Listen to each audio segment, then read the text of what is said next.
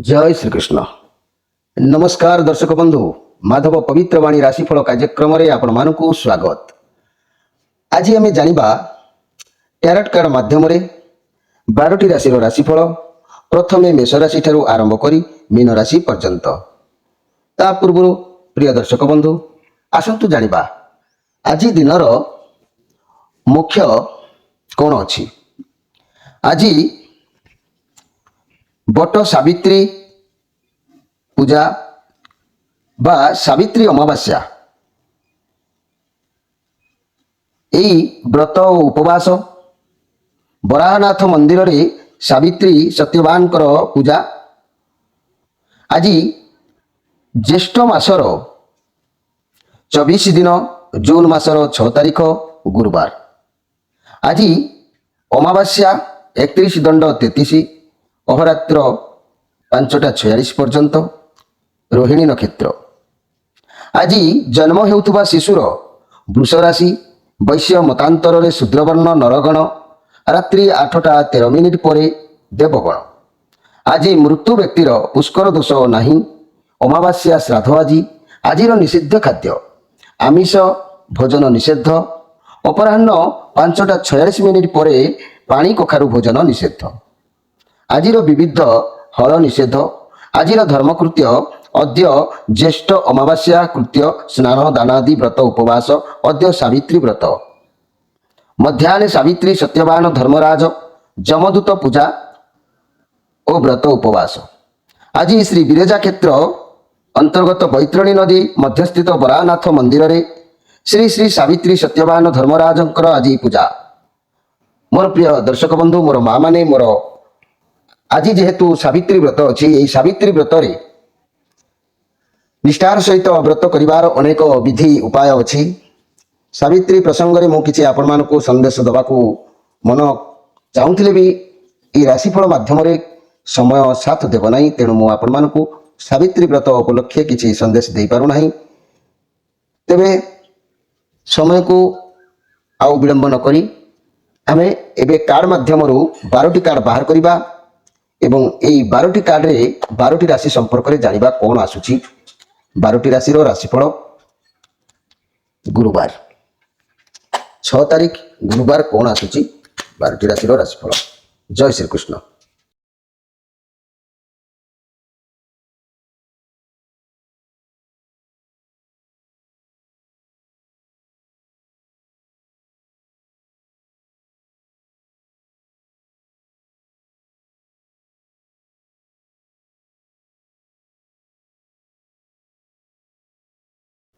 दर्शक बंधु, एबे कार्ड विषय आम जानिबा पूर्व किछि पुणी पुरातन कथा को पुनरावृत्ति करुछि जे अनेक अनेक नुआ नुआ व्यक्ति भी जोड़ी होउछन्ति माधव पवित्र वाणी कार्यक्रम सहित। तेणु मते जहाँ भी हेले अनेक किछि कथा आउरी कहबाकू पड़ुछि। जो माने बहुत असुविधार सम्मुखीन होउछन्ति किछि लोक यार शहे भी कहते किंतु ना आगे अन्यर क्या कथा को दोष दबा क्या दोष दबा से विषय जानिबा पूर्व आगे निजक चिन्हतु। निजर भल मंद निजर कार्यक्रम निज चालीचलन निज आहाव भाव ये विषय आगे आपण माने कन्फर्म होबा दरकार अछि। एठी मु आज आपन को गोटे कथा कहूची। स्वऋणर कुफल कौन होता है।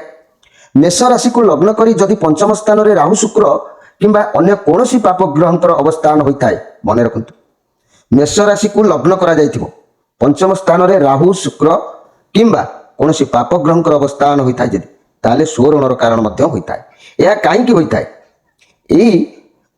एटा माने आम कला कर्मर फल नहीं कि ग्रह गुड़िक यही स्थिति आसिक पहुंची था कहीं से विषय आप न जानी अन्य किसी भाविबा आवश्यक नहीं। स्वऋणर कारण कौन होता है आगे आप मुंड भीतर को नियंतु।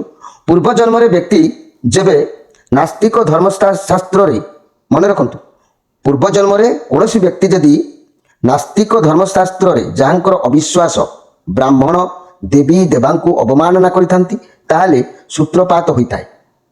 बुझिले कि मोर कहिबार कथा कौन जड़े कौन कहूची ताकू दोष दबा किंबा पुराण शास्त्र सृष्टि अच्छी बोली कि से को हे ज्ञान परिहास करिबा କିମ୍ବା ଦେବାଦେବୀ ଅଛନ୍ତି ତାଙ୍କୁ ଅମାନ୍ୟ କରିବା କିମ୍ବା ଗୁରୁ ଗୁରୁଜନ ଅଛନ୍ତି ତାଙ୍କ କଥାକୁ ଆମେ କହିବା ଆମେ ସବୁ ଜାଣିଛନ୍ତି। ଆମେ କ'ଣ ଜାଣିଛନ୍ତି? ବିଦ୍ୟାର ତ ଶେଷ ନାହିଁ। ଯେତେ ଅର୍ଜନ କଲେ ମଧ୍ୟ ବିଦ୍ୟା ତାର ଶେଷ ହେବାର ନାହିଁ। ତେଣୁ ଆପଣମାନେ କେତେ କ'ଣ ଜାଣିଛନ୍ତି? ଏମିତି ଭାବିବା ସେମିତି ଭାବିବା, ଏଇଟା ହେଲାନି ସେଇଟା ହେଲାନି, ଏମିତି କହିବା ବା ଭାବିବା ଭୁଲ। ଆଗେ ଆପଣ ଜାଣନ୍ତୁ, କହିଲି ଏଇ କାରଣରୁ ଯେଉଁ ସ୍ୱଋଣ କୁଫଳ କ'ଣ ଭୋଗ କରିବାକୁ ଆଗେ ପଡ଼େ ଆପଣ ଜାଣନ୍ତୁ। ଏଇ ଯେଉଁ ପ୍ରଥମ କହିଲି, ମେଷ ଲଗ୍ନ କରି ପଞ୍ଚମ ସ୍ଥାନରେ ରାହୁ ଶୁକ୍ର କିମ୍ବା କୌଣସି ପାପ ଗ୍ରହ ଯଦି ଅବସ୍ଥାନ କରିଥାନ୍ତି, କାହିଁକି କରିଥାନ୍ତି? ନା ଆମ ଏଇ ମାନେ କୁବ୍ୟବହାର, ଆମକୁ ଅମାନ୍ୟ କରିବା, ଏଇସବୁ କାରଣରୁ ଏଇସବୁ କଥା ଘଟିଥାଏ। ପୂର୍ବ ଜନ୍ମରେ ବ୍ୟକ୍ତି ଯେବେ ନାସ୍ତିକ ଧର୍ମଶାସ୍ତ୍ରର ଯାହାଙ୍କର ଅବିଶ୍ୱାସ ବା ବ୍ରାହ୍ମଣ ଦେବାଦେବୀଙ୍କୁ ଅବମାନନା କରିଥାନ୍ତି ତାହେଲେ ସୂତ୍ରପାତ ହୋଇଥାଏ। ସୁଋଣର ଭୋଗଫଳ କ'ଣ ହେଇଥାଏ?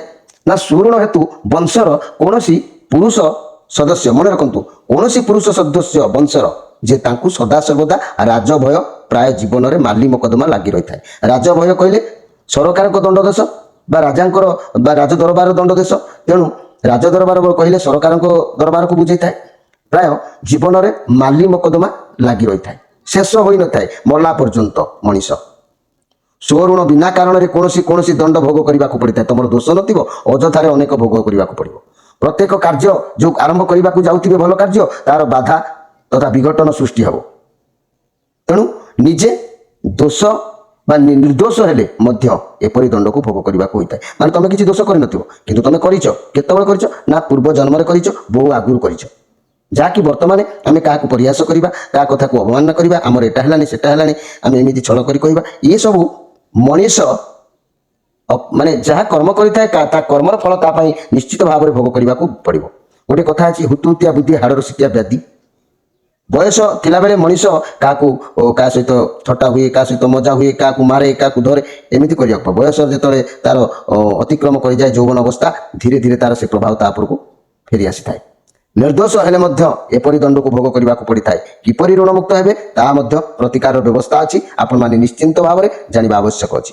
ମୋର ପ୍ରିୟ ମାଧବ ପବିତ୍ରବାଣୀ ରାଶିଫଳ ଦେଖୁଥିବା ସମସ୍ତ ଗୁରୁଜନମାନଙ୍କୁ ନିବେଦନ, ଭାଇ ଭଉଣୀ ସାଙ୍ଗସାଥିମାନଙ୍କୁ ମଧ୍ୟ ଅନୁରୋଧ କରୁଛି, এই ଉପାୟକୁ ଆପଣମାନେ ନିଶ୍ଚିତ ଭାବରେ ଜାଣନ୍ତୁ। ଯଦି କାହାରି ପରିବାରରେ ଏଇଭଳି ପୋଜିସନରେ କିଛି ଘଟଣା ଘଟୁଥାଏ, ତାଙ୍କ ବାପା କିମ୍ବା ସିଏ ନିଜେ ବ୍ୟକ୍ତି ସାରା ଜୀବନ କୋର୍ଟ କଚେରୀ ଜମି ବାଡ଼ି ମାଲି ମକଦ୍ଦମାରେ ଫସି ରହୁଥାନ୍ତି, ଆପଣ ଜାଣନ୍ତୁ ଏ ଯୁଗ ପାଇଁ ଏମିତି ହେଇନି, ଏ ପୂର୍ବରୁ ଆପଣ କରିଥିବା ଦଣ୍ଡର ଫଳ। ତେଣୁ ଆପଣ ତାର ପ୍ରତିକାର ସ୍ୱରୂପ ମୁଁ କହୁଛି, ଆପଣ ଯଦି କରିବେ ନିଶ୍ଚିତ ଭାବରେ ମୋର ପ୍ରିୟ ଦର୍ଶକ ବନ୍ଧୁ ଉପକୃତ ହେବେ।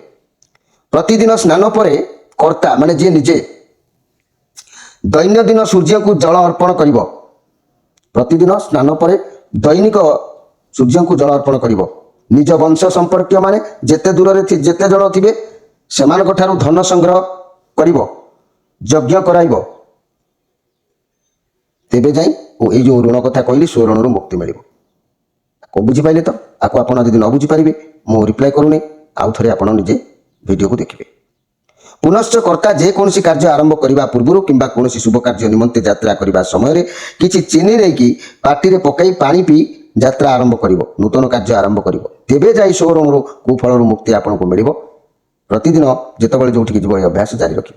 ଆଉ ଯଜ୍ଞ କରିବାକୁ ହେଲେ ମାତ୍ର ଗୋଟାଏ ଥର କରିବେ। ତେବେ ମୋର ପ୍ରିୟ ଦର୍ଶକ ବନ୍ଧୁ, ଆପଣମାନଙ୍କ ପାଇଁ ଆଜି ଗୋଟିଏ ସ୍ୱଋଣର ଉପଦେଶ ବା ଗୋଟିଏ ବ୍ୟାଖ୍ୟା ଥିଲା ଆପଣମାନଙ୍କ ପାଖରେ ପହଞ୍ଚାଇବାକୁ।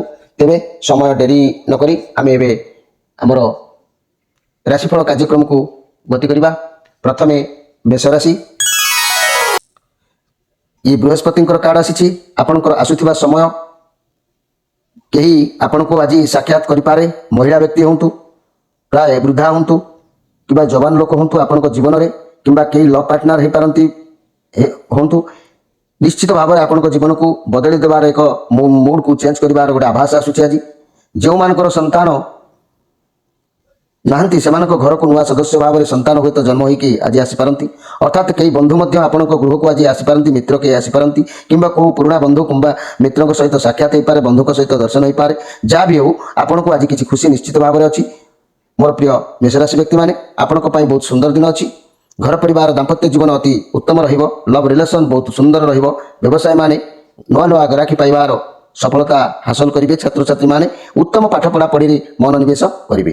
ଯେହେତୁ ଏ ବୃହସ୍ପତିଙ୍କର କାର୍ଡ ଅଛି, ଏ କାର୍ଡ ଭିତରେ ବହୁତ ଦକ୍ଷତା ଅଛି, ବହୁତ କ୍ଷମତା ଅଛି। ପ୍ରତ୍ୟେକ ବ୍ୟକ୍ତିଙ୍କୁ ନିଜ କଣ୍ଟ୍ରୋଲକୁ ଆଣିବାର ଏ କାର୍ଡ ପୁରା ମାହିର ଅଟନ୍ତି। ତେଣୁ ମୋର ପ୍ରିୟ ମେଷ ରାଶି ବ୍ୟକ୍ତିମାନେ ଆପଣମାନେ ଆଜି ମନସ୍ତାପ ଯେତେ ରହିଲେ ବି ନିଶ୍ଚିତ ମନର ପରିବର୍ତ୍ତନ ଆସିବ। ଆପଣମାନଙ୍କ ପାଇଁ ପ୍ରତିକାରର ଆବଶ୍ୟକ ନାହିଁ। ଏବେ ଆସନ୍ତୁ ଜାଣିବା ବୃଷ ରାଶିଙ୍କ ବିଷୟରେ। ବୃଷ ରାଶି ଟୁ ଅଫ୍ ପେଣ୍ଟିକ୍ଲସ୍ ଏ କାର୍ଡ ଆପଣଙ୍କର ମନର ଦ୍ୱନ୍ଦ୍ୱକୁ ବୁଝାଉଛି। ଦେଖନ୍ତୁ ଏ କାର୍ଡ ଆପଣଙ୍କର ମନର ଦ୍ୱନ୍ଦ୍ୱକୁ ବୁଝାଉଛି। ଆପଣଙ୍କ ଉପରେ ବହୁତ ରେସ୍ପନ୍ସିବିଲ୍ ଅଛି, ଯାହାକି ଆପଣ ବହୁତ କିଛି କରିବାକୁ ଚାହୁଁଛନ୍ତି। ଆପଣ ସବୁ ସମସ୍ୟାକୁ ଆଜି ବାଲାନ୍ସ କରିପାରିବେ। ଯଦି ହାରି ଯାଉଛନ୍ତି ତଥାପି ବି ହାର ମାନିବେ ନାହିଁ। ଆପଣ ଆଜି ବହୁତ ଷ୍ଟ୍ରଙ୍ଗ ରହିବେ। ଆପଣ ଯେଉଁ ଜିନିଷରେ ସମାନତା ଆଣିବାକୁ ଚାହୁଁଛନ୍ତି ଆପଣଙ୍କ ଜୀବନରେ ବହୁତ ଉତ୍ଥାନ ପତନ ଯେଉଁ ଘଟୁଛି ତାହା ଆପଣ ଚେଷ୍ଟା କରୁଛନ୍ତି ସବୁ ଜିନିଷକୁ ବାଲାନ୍ସ କରିବାକୁ। ଆପଣଙ୍କ ପାଖରେ ପାୱାର ରହିବ। ଆପଣ ଚାହିଁଲେ ଆଗକୁ ବଢ଼ିପାରିବେ ଆଜି, କିନ୍ତୁ ଆପଣ ବର୍ତ୍ତମାନ ଦ୍ୱନ୍ଦ୍ୱର କିଛି ଗୋଟେ ଆଜି ରହିପାରନ୍ତି। ଗୋଟିଏ ଟାଇମରେ ଗୋଟିଏ କାମ କରନ୍ତୁ, ଦ୍ୱନ୍ଦ୍ୱ ନିଶ୍ଚିତ ଭାବରେ ଦୂର ହେବ। ବର୍ତ୍ତମାନ ଡିସିସନ୍ ନେବାର ସମୟ ଆସିଯାଇଛି ଆପଣଙ୍କ ପାଇଁ। ଆପଣ କ'ଣ କରିବେ କ'ଣ କରିବେ ନାହିଁ। ଯଦି ପଇସା କିଛି ବି ଇନଭେଷ୍ଟମେଣ୍ଟ କରିବାକୁ ଚାହୁଁଛନ୍ତି ପ୍ରଥମେ ଜାଣନ୍ତୁ, ପରେ ଆପଣ ଡିସିସନ୍ ନିଅନ୍ତୁ। ମୋର ପ୍ରିୟ ବୃଷ ରାଶି ବ୍ୟକ୍ତିମାନେ, କାହିଁକି ନା ଯଦି ମୁଁ ମନି କ୍ୟାରିୟର ବିଷୟରେ କହିବି ଆପଣ ବହୁତ ଦ୍ୱନ୍ଦ୍ୱ ଭିତରେ ଟିକେ ଅଛନ୍ତି। କ'ଣ କରିବେ କ'ଣ ନାହିଁ। କେବେ କେବେ ଆପଣଙ୍କ ମନକୁ ଆସୁଛି କି ଯାହା ଅପରଚ୍ୟୁନିଟି ଆସୁଛି ମୁଁ ସବୁ କାମ ଲଗେଇଦେବି। ଏମିତି ହେଲେ ସବୁକିଛି ବି ମଧ୍ୟ ମନେ ରଖନ୍ତୁ ବିଗିଡ଼ିଯିବ। ଯେଉଁଟା ବି ବାଛୁଛନ୍ତି ଗୋଟିଏ ବାଛନ୍ତୁ। ଆପଣଙ୍କ ଭିତରେ ସେ ପାୱାର ଅଛି। ଶାନ୍ତି ମନରେ ବିଚାର କରନ୍ତୁ। ଯଦି ବିଜନେସ୍ କରୁଛନ୍ତି ସେଇ ଗୋଟିଏ ଦ୍ୱନ୍ଦ୍ୱରେ ରହୁଛନ୍ତି, ଯଦି ସେ ଗୋଟିଏ ବାଛନ୍ତୁ ତେବେ ଠିକ୍ଠାକ୍ ରହିବ। ବର୍ତ୍ତମାନ ଆପଣଙ୍କ ଧ୍ୟାନ ପୁରା କ୍ୟାରିୟର ଉପରେ ଆଜି ରହିବ, ଯାହାଫଳରେ କି ସ୍ୱାସ୍ଥ୍ୟ ପ୍ରତି ଧ୍ୟାନ ଦେଇପାରିବେ ନାହିଁ। ଆଉ ଖାଇବା ପିଇବା ଶୋଇବାର ଠିକ୍ ଠିକଣା ମଧ୍ୟ ରହିନପାରେ। ନିଜ ପ୍ରତି ଟିକେ ଧ୍ୟାନ ଦିଅନ୍ତୁ। ସ୍ୱାସ୍ଥ୍ୟ ଠିକ୍ ରହିବ, ବିଶ୍ରାମ ନିଅନ୍ତୁ। କାରଣ ଘର ପରିବାର ଦାମ୍ପତ୍ୟ ଜୀବନରେ ବାଧା ଅବହେଳା ଟିକେ ଦେଖାଦେଇପାରେ। ଲଭ୍ ରିଲେସନ୍ ରଖିବା ପାଇଁ ସମୟ ବର୍ତ୍ତମାନ ଗୋଟେ ଚ୍ୟାଲେଞ୍ଜ ଟାଇପ୍ର ରହିବ। ବ୍ୟବସାୟ କ୍ଷେତ୍ରରେ କୌଣସି ନିଷ୍ପତ୍ତି ଭାବି ଚିନ୍ତି ନିଅନ୍ତୁ। ବିଦ୍ୟାର୍ଥୀମାନେ ଯାହା ପଢ଼ିବେ ଯାହା କରିବେ ରଙ୍ଗ ଆନ୍ସର ଦେବେ, କାହିଁକି ନା 5ଟା କାମରେ ହାତ ଦେଲେ ଏମିତି ହେବ। ତେଣୁ ଯାହା କରିବେ ଗୋଟିଏ ଟାଇମରେ ଗୋଟିଏ କାର୍ଯ୍ୟ ଆପଣ କରନ୍ତୁ। ଯେହେତୁ ଏ ନେଗେଟିଭ୍ କାର୍ଡ ନୁହେଁ, ମନେ ରଖନ୍ତୁ ଇଏ ପଜିଟିଭ୍ କାର୍ଡ, କିନ୍ତୁ ବର୍ତ୍ତମାନ ସମୟ ଆପଣଙ୍କ ପାଇଁ ଉପଯୁକ୍ତ ନୁହଁ। ତେଣୁ ମୋର ପ୍ରିୟ ବୃଷ ରାଶି ବ୍ୟକ୍ତିମାନେ, ଆପଣ ଯାହା ବି ଆଜି କାର୍ଯ୍ୟ କରନ୍ତୁ ନା କାହିଁକି ଯଶ ଲାଭ ଆପଣଙ୍କୁ ନିଶ୍ଚିତ ଭାବରେ ମିଳିବ। କିନ୍ତୁ ଗୋଟିଏ କାମ ଉପରେ ହାତ ଦିଅନ୍ତୁ। ଗୋଟିଏ କାମ ଶେଷ ହେଲେ ପୁନରାବୃତ୍ତି ଆଉ ଗୋଟିଏ କାମକୁ କରନ୍ତୁ, ତେବେ ଯାଇ ଆପଣଙ୍କୁ ଯଶ ପ୍ରାପ୍ତି ଆଜି ଲାଭ ନିଶ୍ଚିତ ଭାବରେ ହେବ। ଏବେ ଆସନ୍ତୁ ଜାଣିବା ମିଥୁନ ରାଶିଙ୍କ ବିଷୟରେ। ମିଥୁନ ରାଶି ଆପଣଙ୍କ ପାଇଁ ଏ ପଜିଟିଭ୍ କାର୍ଡ ଆସିଛି, ଭଲ କାର୍ଡ ଆସିଛି। କିଛି ଶିଖିବାର କଥା ଜାଣିବାର କଥା ଅଛି। ଆପଣଙ୍କୁ ସଫଳତା ତ ନିଶ୍ଚିତ ଭାବରେ ମିଳିବ, କିନ୍ତୁ ଗୋଟିଏ କଥା ମନେ ରଖନ୍ତୁ, ଏମିତି ସଫଳତା ଯେଉଁ କହନ୍ତି ମିଳିକି ଲାଭ କ'ଣ, ଯାହାଦ୍ୱାରା ଆପଣ ବଡ଼ମାନଙ୍କର ମର୍ଯ୍ୟାଦାକୁ ହାନି ଘଟେଇବେ। ଆପଣ ବଡ଼ମାନଙ୍କ କଥାକୁ ପାଳନ କରିବେ ନାହିଁ, କିନ୍ତୁ ଆପଣ କାହାକୁ ଆପଣଙ୍କ ଅଧୀନରେ ଗୋଟେ ଆଣିବାକୁ ଆଜି ଚାହିଁବେ, ଯାହାକି ଆପଣଙ୍କର ବହୁତ କାମରେ ରଖିଛନ୍ତି ଯେ କି ଲାଭ କରିବା ପାଇଁ। ଆପଣ ତ ବହୁତ ବୁଦ୍ଧିମାନ ଅଟନ୍ତି। ନିଜର ଚିନ୍ତାଧାରାକୁ ସଜାଡ଼ନ୍ତୁ। ନିଜର ଚିନ୍ତାଧାରାକୁ ନିଜର ମନକୁ ଆପଣ ଟିକେ ସଜାଡ଼ନ୍ତୁ। ଘର ପରିବାର ଦାମ୍ପତ୍ୟ ଜୀବନ ଆପଣଙ୍କ ଅଧୀନରେ ରହିବ। ଲଭ୍ ରିଲେସନ୍ ଭଲ ରହିବ। ବ୍ୟବସାୟୀମାନେ ନିଜ ବ୍ୟବସାୟରେ ଧ୍ୟାନ ଦେବେ। ଛାତ୍ରଛାତ୍ରୀମାନେ ଭଲ ସଫଳତା ନିଶ୍ଚିତ ଭାବରେ ହାସଲ କରିବେ। ଯେହେତୁ ଏ ପଜିଟିଭ୍ କାର୍ଡ ଅଛି, ଆପଣ ବହୁତ ଆକର୍ଷଣୀୟ ଟିକେ ରହିବେ। ଆପଣ ବହୁତ ବୁଦ୍ଧିମାନ। ଆପଣ ସମସ୍ତଙ୍କୁ ଅଧୀନରେ ରଖିବାକୁ ଟିକେ ଚାହିଁବେ। ଆପଣଙ୍କୁ ବହୁତ କମ୍ ବୟସରୁ ବହୁତ କିଛି, ଏଠି କଥା ତ ମୁଁ ବାରମ୍ବାର କହି ଆସିଛି, ମିଳିଯାଇଛି ବୋଲି ଆପଣ ଯେଉଁଥିପାଇଁ କି ଆପଣ ଚାହିଁବେ ବହୁତ କିଛି ଆପଣଙ୍କ ଅଧୀନରେ ରହୁ। ଯଦି ଏମିତି ହେବ ମନେ ରଖନ୍ତୁ ବହୁତ କିଛି କ୍ଷତି ବି ହେବ। ତେଣୁ ଆପଣ ଆପଣଙ୍କ ସ୍ଥିତି ଅବସ୍ଥିତିକୁ ଠିକ୍ ଅନୁଧ୍ୟାନ କରନ୍ତୁ, ତେବେ ଯାଇ ଆପଣଙ୍କୁ ମୁଁ ଯେତେବେଳେ ପ୍ରତିଟି ସମୟରେ ପ୍ରତିଦିନ ବି ମଧ୍ୟ ମୁଁ ଆପଣମାନଙ୍କୁ କହୁଛି କିଛି ନାହିଁ କିଛି ସଜାଡ଼ିବା ପାଇଁ ନିଜକୁ, ତେବେ ସଜାଡ଼ନ୍ତୁ। ଦେଖିବେ ଆଜି ଦିନ ନିଶ୍ଚିତ ଭାବରେ ମଙ୍ଗଳମୟ ହେବ। ଯଦି କାହାର ଅମଙ୍ଗଳ ବା କାହାକୁ ଅବମାନନା କରିବାକୁ ଚାହିଁବେ ସୁଖହାନିର ଯୋଗ ଆପଣଙ୍କୁ ନିଶ୍ଚିତ ଭାବରେ ଲାଗିପାରେ। ତେଣୁ ଆପଣ ପାରୁଛନ୍ତି ତ ଆପଣ ଯେଉଁ ଦେବାଦେବୀଙ୍କୁ ଭଲ ପାଉଛନ୍ତି ବା ଯେଉଁ ଦେବତାଙ୍କୁ ଆପଣ ବିଶ୍ୱାସ ରଖିଛନ୍ତି, ଯାହାକୁ ଇଷ୍ଟଦେବ ବୋଲି ମାନିଛନ୍ତି, ତାଙ୍କର ନାମ ଆଜି ବହୁ ମାତ୍ରାରେ ଜପ କରନ୍ତୁ। ଆପଣଙ୍କର ଦିନ ନିଶ୍ଚିତ ଭାବରେ ମଙ୍ଗଳମୟ ହେବ। ଏବେ ଆସନ୍ତୁ ଜାଣିବା କର୍କଟ ରାଶିଙ୍କ ବିଷୟରେ। ଆପଣ କର୍କଟ ରାଶି, ଆପଣଙ୍କ ହାତରୁ ଅର୍ଥ କୌଣସି ସମସ୍ୟା ପାଇଁ ଆଜି ଖର୍ଚ୍ଚ ହୋଇପାରେ। ଟିକେ ଚିନ୍ତାଗ୍ରସ୍ତ ଆପଣ ଆଜି ରହିବେ, ପ୍ରାୟ ଜଣାଯାଉଛି ଟିକେ ଚିନ୍ତାଗ୍ରସ୍ତ ଆପଣ ରହିବେ। ଆପଣ ସ୍ୱାସ୍ଥ୍ୟ ସମସ୍ୟାକୁ ନେଇ ହେଉ କିମ୍ବା ଅର୍ଥ ଅଭାବକୁ ନେଇ ହେଉ ବହୁତ ଦୁଃଖିତ ଟିକେ ମନ ରହିବ। ଏ କାର୍ଡ ନେଗେଟିଭ୍ କାର୍ଡ ଯେହେତୁ ଅଛି, ତେଣୁ ଆପଣ ସବୁକିଛି ଈଶ୍ୱରଙ୍କ ଉପରେ ଛାଡ଼ି ଦିଅନ୍ତୁ। ଯେତେବେଳେ ମଣିଷ କୌଣସି ଆକାର ଶୂନ୍ୟ ହୋଇଯାଏ, ସେ ଭଗବାନଙ୍କର ଚରଣାଶ୍ରିତ ହୋଇଥାଏ। ସବୁ ଦୁଃଖ ସୁଖ ପାପ ପୁଣ୍ୟ ରୋଗ ଋଣ ସବୁକିଛି ଈଶ୍ୱରଙ୍କ ପାଦ ପଦ୍ମେ ସମର୍ପଣ କରିଦେଇଥାଏ, ଯାହାକି ଈଶ୍ୱର ବା ଭଗବାନ ନିଶ୍ଚିତ ଭାବରେ ତାର ଦୁଃଖକୁ ଖଣ୍ଡନ କରିଥାନ୍ତି। ଆଜି ଆପଣ ସମ୍ପୂର୍ଣ୍ଣ ନିଜକୁ ସମର୍ପଣ କରିଦେବାର ସମୟ ଆସିଛି। ଈଶ୍ୱରଙ୍କୁ ସମର୍ପଣ, ନିଜର ଦୁଃଖ ସୁଖକୁ ସମର୍ପଣ କରିଦିଅନ୍ତୁ। ଦେଖିବେ ଆପଣଙ୍କ ଦିନ ନିଶ୍ଚିତ ଭାବରେ ପରିବର୍ତ୍ତନ ଆସିବ। ଘର ପରିବାର ଦାମ୍ପତ୍ୟ ଜୀବନ ଚିନ୍ତାଗ୍ରସ୍ତ ଟିକେ ରହିପାରେ। ଲଭ୍ ରିଲେସନ୍ ଆଦୌ ଟିକେ ଭଲ ରହିନପାରେ। ବ୍ୟବସାୟୀମାନେ କିଛି କ୍ଷତିର ସମ୍ଭାବନା ରହୁଛି। ଆଜି ପାଇଁ ନିଜକୁ ସମ୍ଭାଳି ନିଅନ୍ତୁ।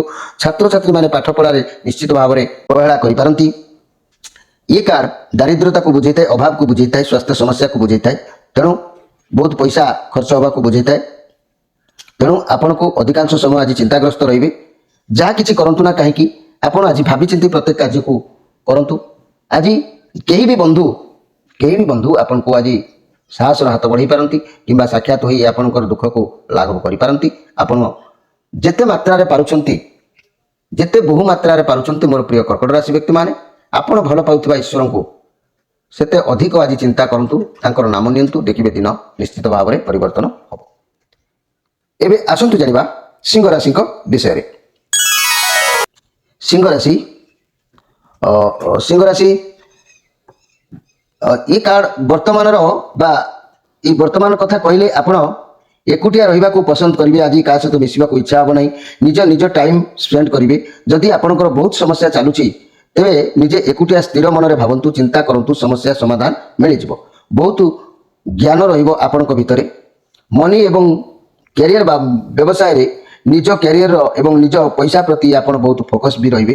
କି କ'ଣ କଲେ କେଉଁ ବାଟରୁ ପଇସା ରୋଜଗାର ହେବ, ଆପଣଙ୍କୁ ବାରମ୍ବାର ଭାବନା ଆସିବ କି ମୁଁ ଯାହା କରୁଛି ଠିକ୍ କରୁଛି ନା ଭୁଲ କରୁଛି।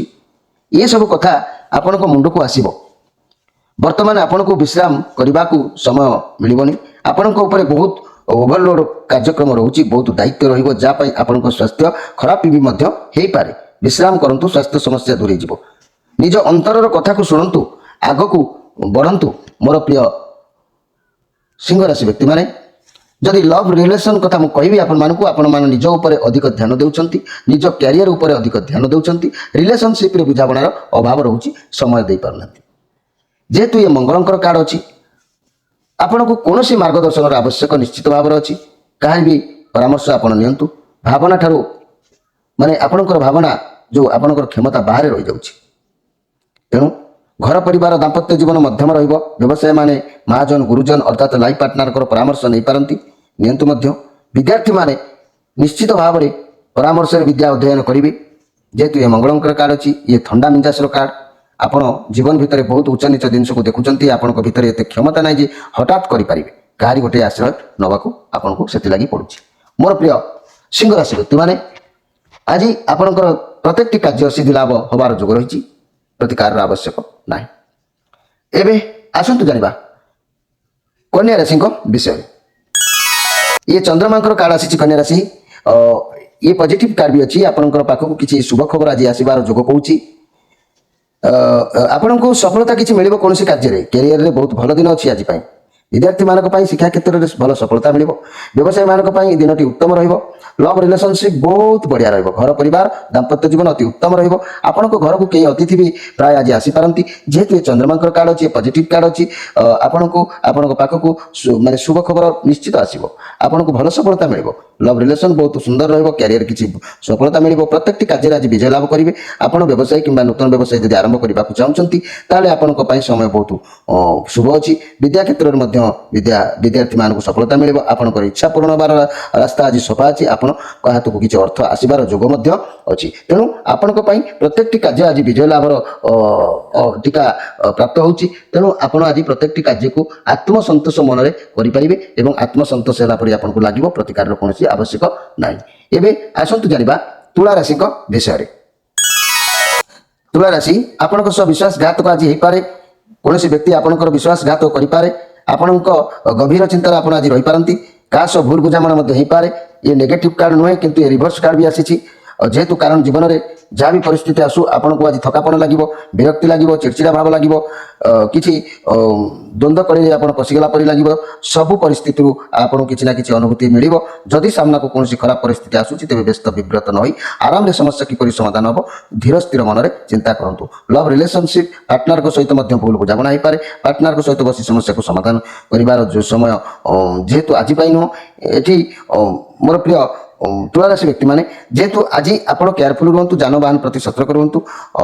ଆଜି ଦିନ ଆପଣଙ୍କ ପାଇଁ ଠିକ୍ ଲାଗୁନାହିଁ। ତେଣୁ ମୋର ପ୍ରିୟ ତୁଳାରାଶି ବ୍ୟକ୍ତିମାନେ ଆପଣ ଆଜି ଯାହା ବି କିଛି କରନ୍ତୁ ନା କାହିଁକି ପ୍ରତ୍ୟେକ କ୍ଷେତ୍ରରେ ହାରିବାର ଛଡ଼ା ଜିତିବାର ଚାନ୍ସ ବି ନାହିଁ। ତେଣୁ ଯାହା କରିବେ ଭାବିଚିନ୍ତି କରନ୍ତୁ। ଯେଉଁମାନେ କମ୍ପାନୀ ଫ୍ୟାକ୍ଟରୀ କିମ୍ବା କୌଣସି ଡେଞ୍ଜରିୟସ୍ କାମ କରୁଛନ୍ତି, ରିସ୍କଫୁଲ୍ କାମ କରୁଛନ୍ତି, ସାବଧାନରେ କରନ୍ତୁ।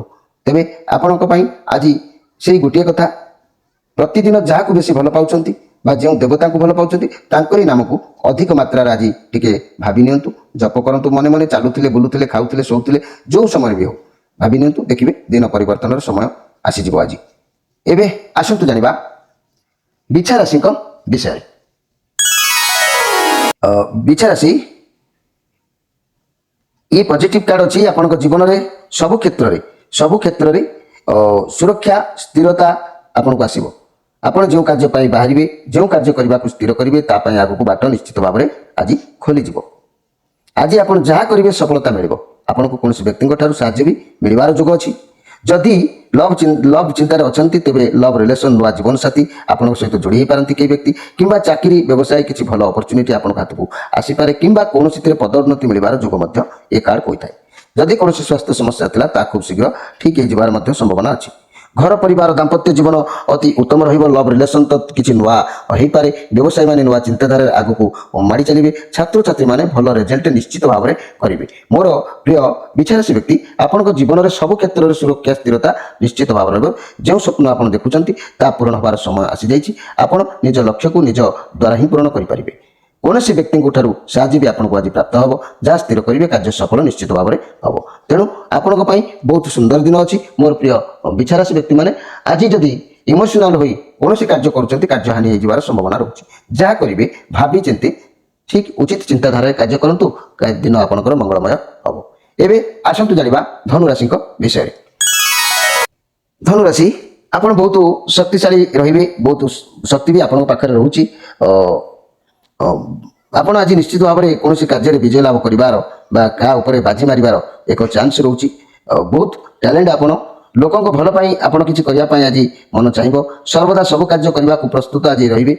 आप दूर यात्रा कर जोग आपको रोचे। कुआड़े आपंती आज समस्त सुसंपर्क रही पॉजिटिव कार्ड अच्छी।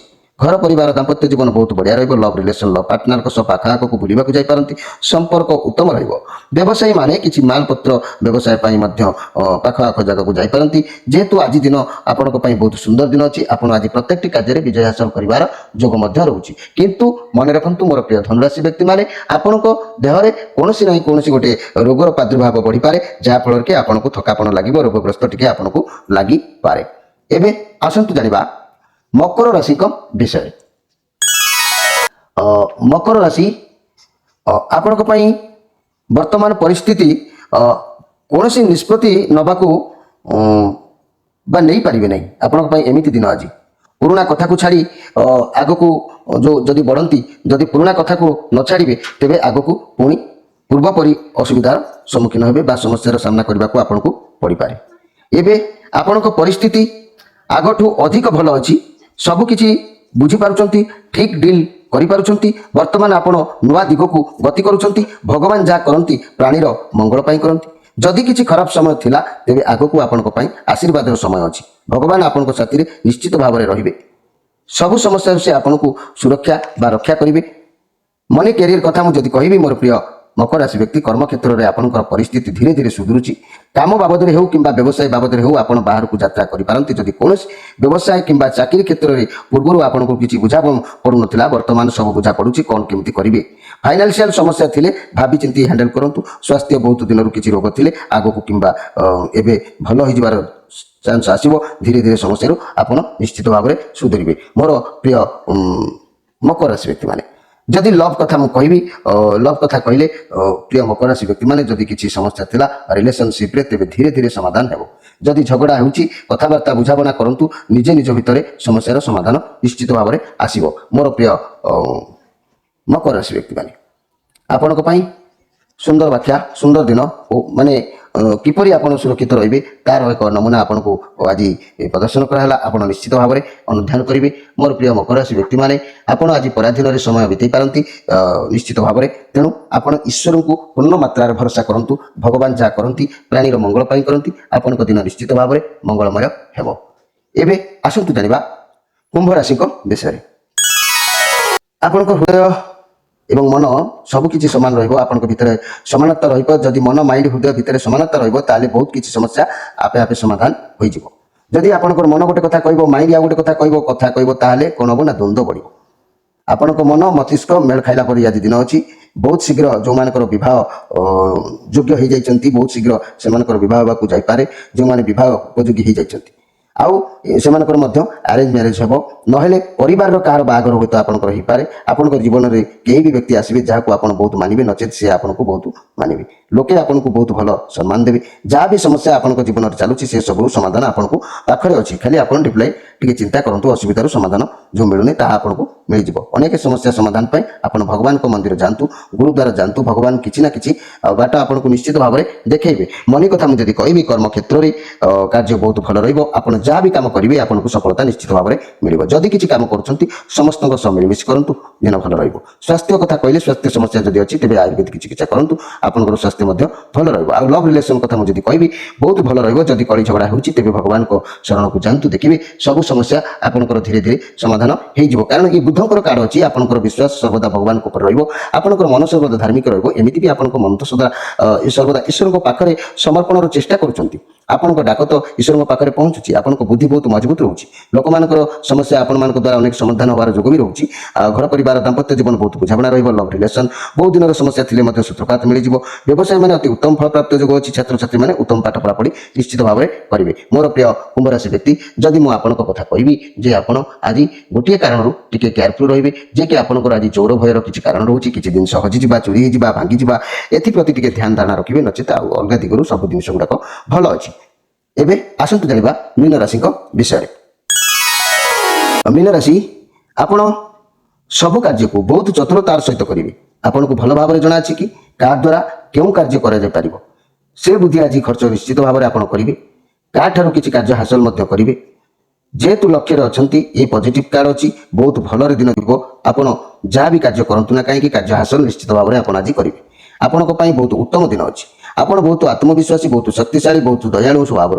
ସମସ୍ତଙ୍କୁ ନିଜ ଅଧୀନ କରି ଜାଣିଛନ୍ତି। ଆପଣ ବହୁତ ସାହାଯ୍ୟକାରୀ ଅଟନ୍ତି ମଧ୍ୟ। ଆପଣ ବହୁତ ବୁଦ୍ଧିମାନ ଏବଂ ନିଜ ରାଗକୁ ସବୁବେଳେ ନିଜ ଆୟତ୍ତରେ ରଖି କାର୍ଯ୍ୟ କରନ୍ତି। ପ୍ରକୃତିକୁ ଭଲ ପାଆନ୍ତି, ସମସ୍ତଙ୍କୁ ଆଦର ସମ୍ମାନ କରନ୍ତି। କେହି ଆପଣଙ୍କ ସାମ୍ନାକୁ ଯଦି ଆସନ୍ତି ଯାହାଙ୍କୁ ନିଜର ଭଲ ପାଇବାରେ ଆପଣ ଏମିତି ବାନ୍ଧି ରଖନ୍ତି, ସେ ଲୋକ ଆପଣଙ୍କ ପ୍ରଶଂସିତ ହୁଅନ୍ତି।